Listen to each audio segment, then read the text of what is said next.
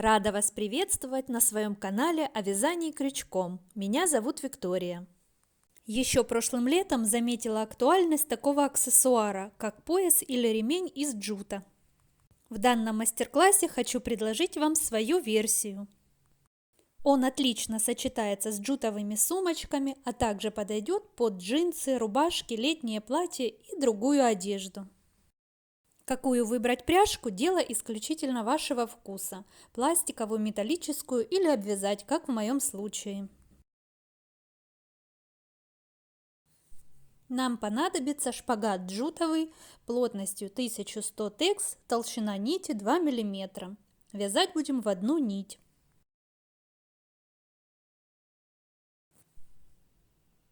Крючок номер 4. Ну и, конечно же, выбранная вами пряжка для ремня. Нам необходимо набрать цепочку из воздушных петель. У каждого свой объем талии и, соответственно, длина цепочки тоже будет разная. Можно измерить длину ремня, который вы обычно носите. На данном этапе хочу отметить некоторую особенность узора. В своем конечном варианте он дает так называемую усадку. То есть длина самого ремня стала меньше процентов на 10 по сравнению с длиной начальной воздушной цепочки. Объясню на примере. Мне нужен был ремень длиной 100 см. Я для этого набрала цепочку из 130 воздушных петель. По факту сам ремень оказался длиной 90 см. То есть, чтобы получить ремень длиной 100 см, мне нужно было набрать не 130, а 143 воздушные петли. 130 петель – это 100 см. Плюс 10% – это еще 13 петель. 130 плюс 13 получается 143. Итак, ориентируемся на свою длину ремня и набираем необходимую вам цепочку из воздушных петель. При этом стараемся петли вытягивать одинаковой величины. Расправляем цепочку и приступаем к вязанию основного узора.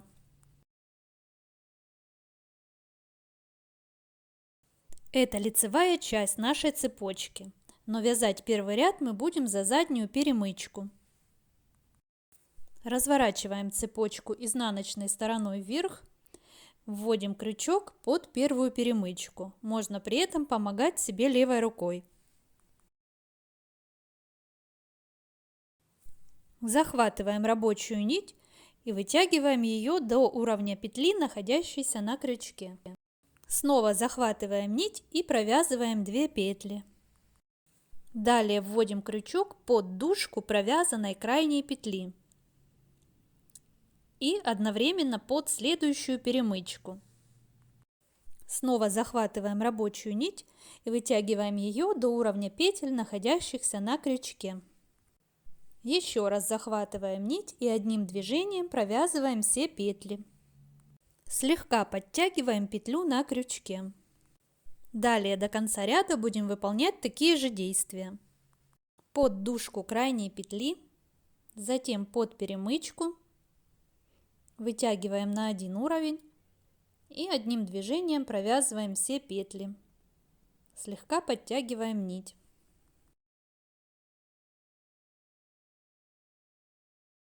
Этот узор называется колосок или рыбья кость. Возможно, еще есть какие-то названия. Считаю подходящим его именно для ремня. Он с имитацией плетения, и само изделие в процессе эксплуатации не растягивается. Хорошо держит форму.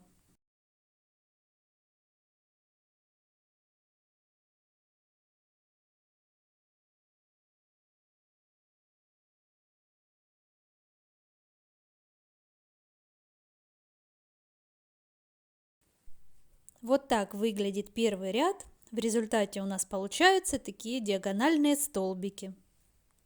Продолжим до конца ряда вязание самостоятельно.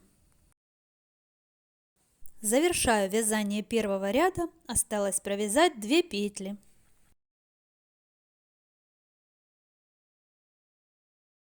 Еще на что хочу обратить ваше внимание. Изначально говорила, что слегка подтягиваем петлю на крючке, потому как если перестараться, то одновременно подтягивается слишком и дужка крайней петли. Этого делать не нужно, так как нарушается общая картина самого узора. У каждого узора есть свои нюансы, и к ним просто нужно примениться.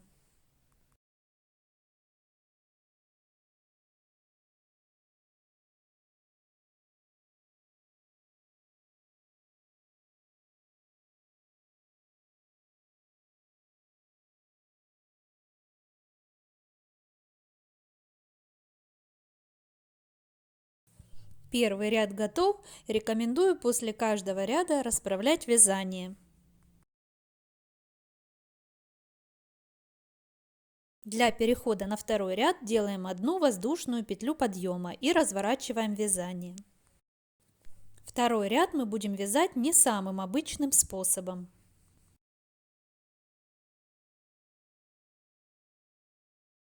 Для начала рабочую нить проведем между крючком и вязанием.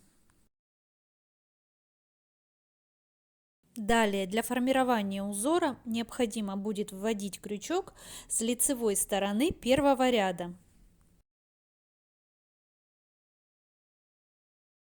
Итак, вводим крючок под верхнюю косичку.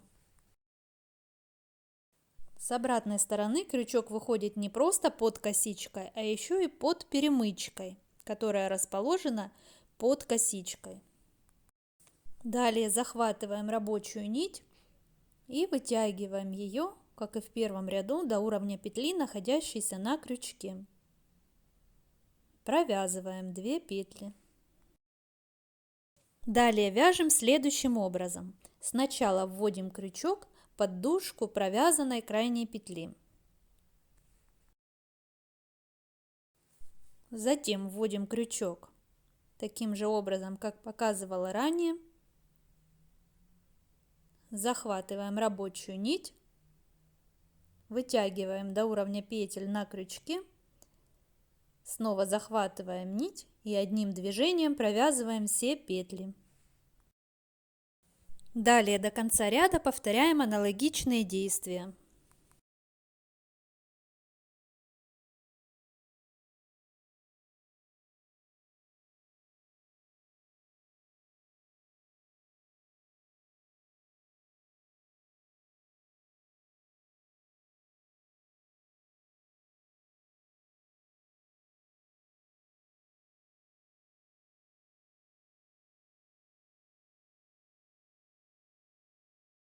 Следим за равномерным натяжением нити и чтобы с лицевой стороны петли ложились ровно.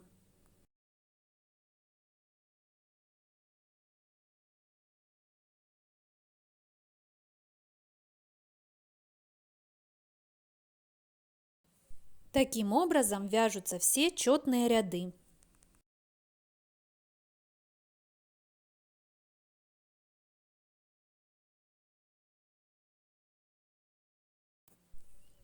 Процесс не легкий и не быстрый, но такова уж суть данного узора.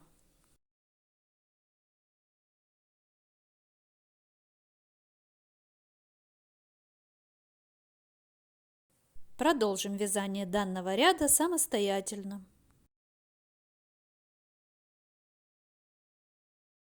Завершаем вязание второго ряда.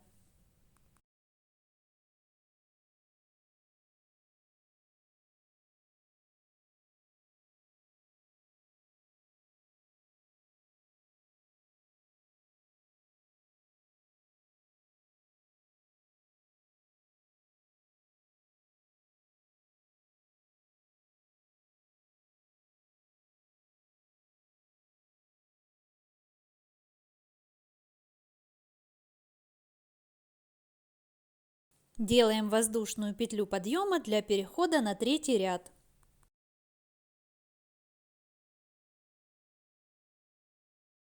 Разворачиваем вязание и третий ряд вяжем по принципу первого. Вводим крючок под косичку и под перемычку, которая находится позади косички.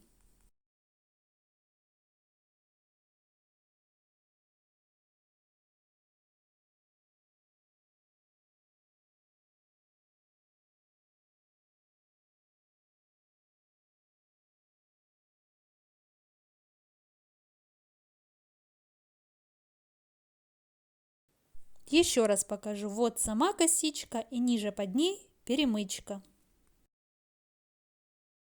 Если чувствуете, что слишком затянули нить, либо связали что-то не так, лучше сразу распустить и переделать.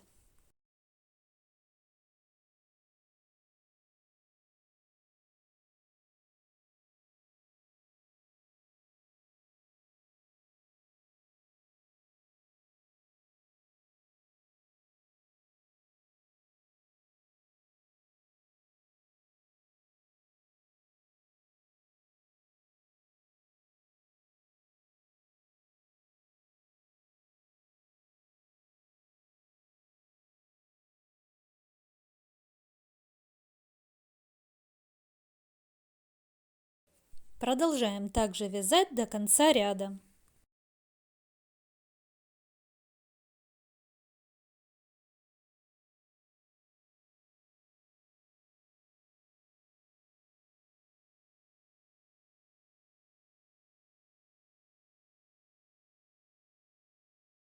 Завершаем вязание третьего ряда.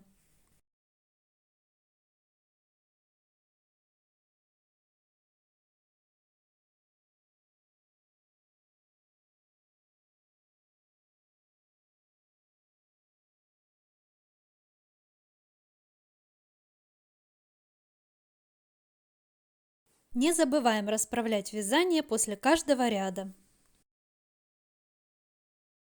Разворачиваем вязание и четвертый ряд вяжем так же, как и второй.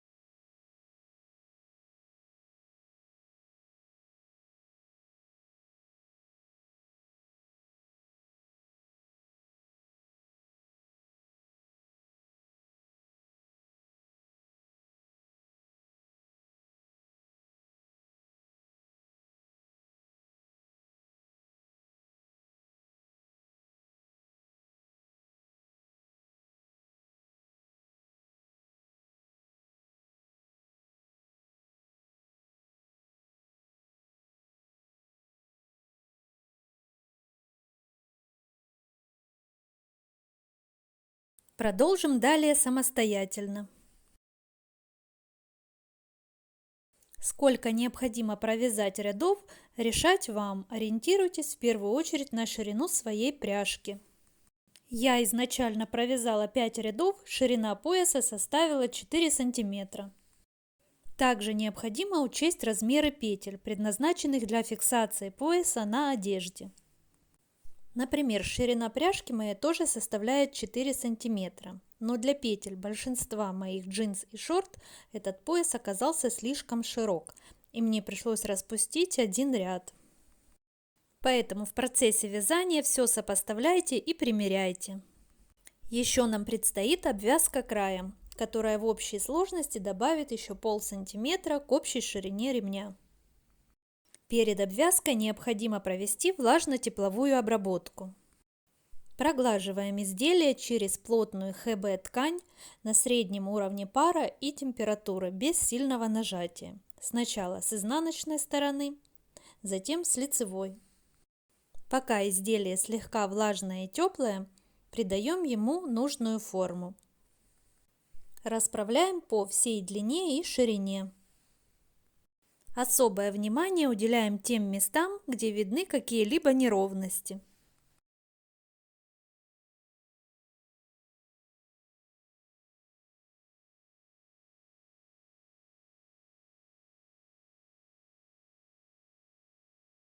Итак, приступаем к обвязке края.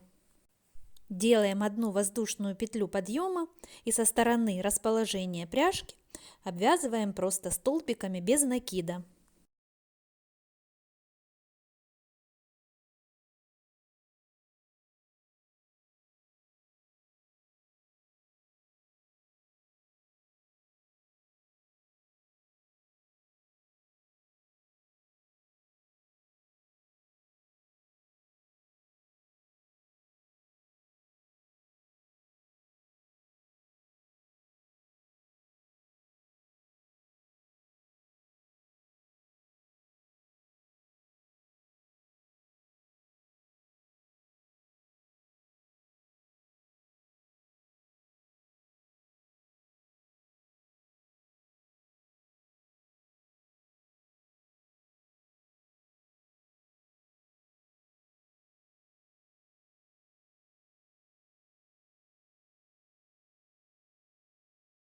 Далее по границе первого и последнего ряда у нас проходит косичка.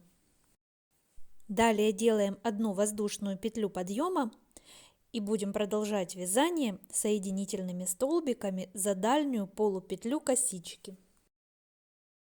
Вводим крючок в центр косички, захватываем нить и протягиваем сквозь петлю на крючке. Стараемся при этом петли провязывать одинаковой величины и обращать внимание на то, чтобы обвязка не стягивала край изделия.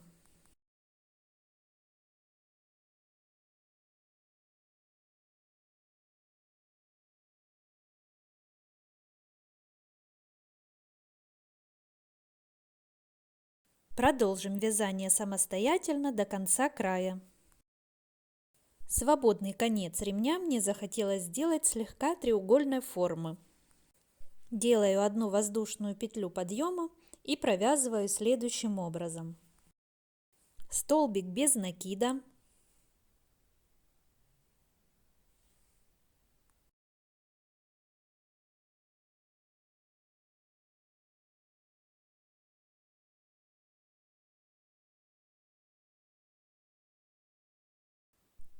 Полустолбик с накидом.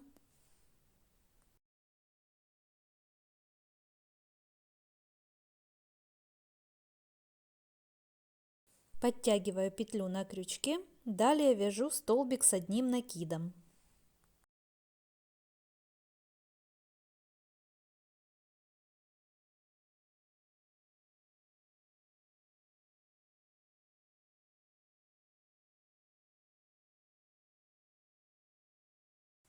Далее в центре провязываю наивысшую точку столбик с двумя накидами.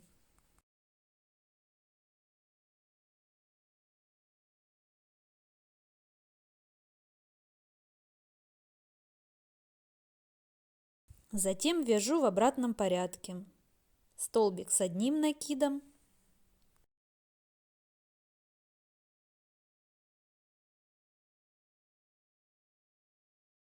полустолбик с накидом,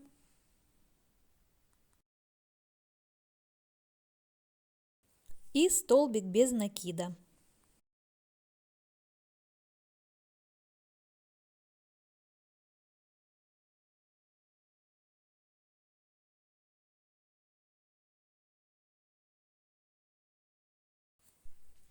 Расправляю, придаю нужную форму, делаю одну воздушную петлю подъема и следующую сторону буду обвязывать также соединительными столбиками за дальнюю стенку полупетли.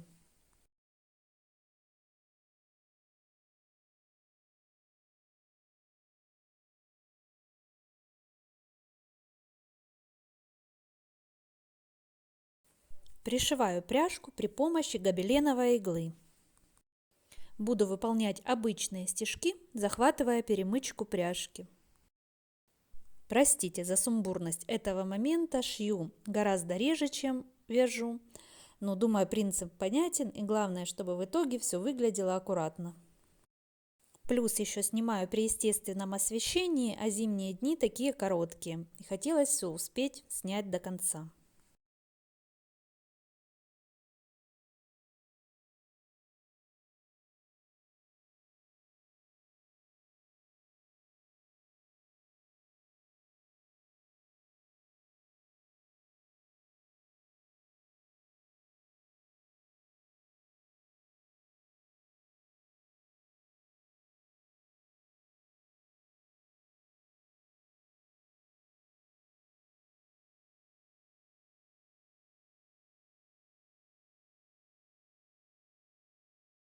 При желании можно обвязать саму пряжку. Потом уже поняла, что лучше это делать до пришивания ее к ремню.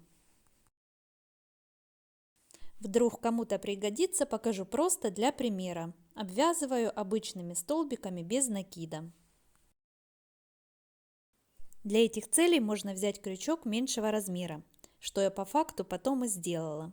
Так петли ложатся плотнее, хотя вязать немножко сложнее.